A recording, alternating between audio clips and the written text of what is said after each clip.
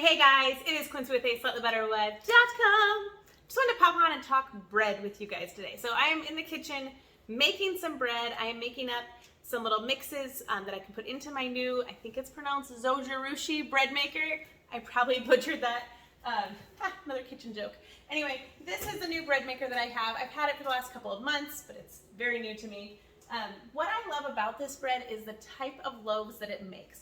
We are all gluten-free here in this house, and so it is really beneficial for us to be able to make our own bread at home. Also, I was just going to show you the label of, I don't want to throw anybody under the bus, so this other brand that we were getting, there's a lot of ingredients in there, and I'm not okay with that. So when I am making my own bread here at home, I can control what goes into the bread, which is really important to me.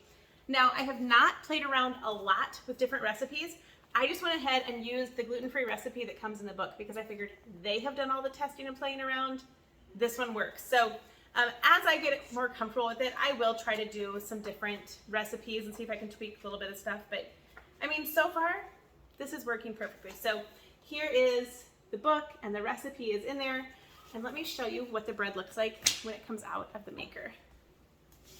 Isn't that good? I mean, that is like a nice thick loaf of bread. I think it's a 2-pound loaf is what they call it. It definitely feeds our family for a whole meal. What I'm trying to say is we don't go through this whole loaf in a meal like the way we do with other gluten-free breads. There are 6 of us in our family, and most gluten-free loaves that we get come with like 12 or 13 pieces, and so like that's what we use. So this, I can actually cut it. It's really hearty. It's like we can actually like cut it and then cut it again the other way and make like half sandwiches, and that's plenty satisfying. But like last night we did grilled ham and cheese with this. It was good. Okay, so I had a little bit of like an epiphany. I was over there, and I'll take you over there and show you, and I was just measuring out the dry ingredients because it takes like potato starch and rice flour, xanthan gum, what else am I doing, and salt. Those are the dry ingredients, and so I was mixing those in, and then yeast that I'll add later. So I mix those in and I get those into a jar. Let me grab one quick and show you. Okay. Oh, you just saw my messy kitchen.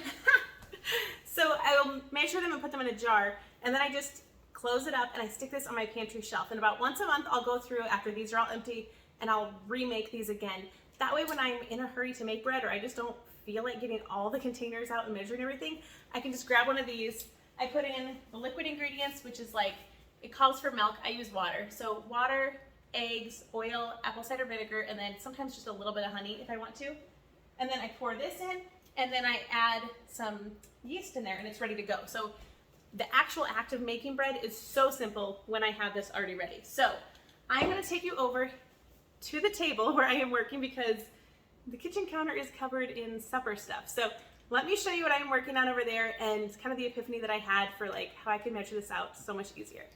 All right, over here we are at my table, and I have some of the dry ingredients that we'll use for this. Now, when you're working with bread or baked goods in general, I don't do a ton of baking from scratch, but it's really good to go off of weight rather than like scooping and like hoping you have 1/3 of a cup in here. So this recipe goes by grams, and I just was like, hey Alexa, how many ounces are in 320 grams or whatever? And so then she would tell me, and I would just use that here. This is an old postal scale that I have on hand. Maybe you have an actual kitchen scale, maybe you don't, but it is something definitely, if you're making bread at home, you will want to invest in one. So what I was doing is I was putting the bowl here, and then I would press the button to zero it out. So it's like this bowl doesn't count towards the measurements, right? And then I was like scooping, I'm just out of this rice flour, I was just scooping in here and putting it all into the bowl. And then I would reset it again for the next ingredient and measure and put it in.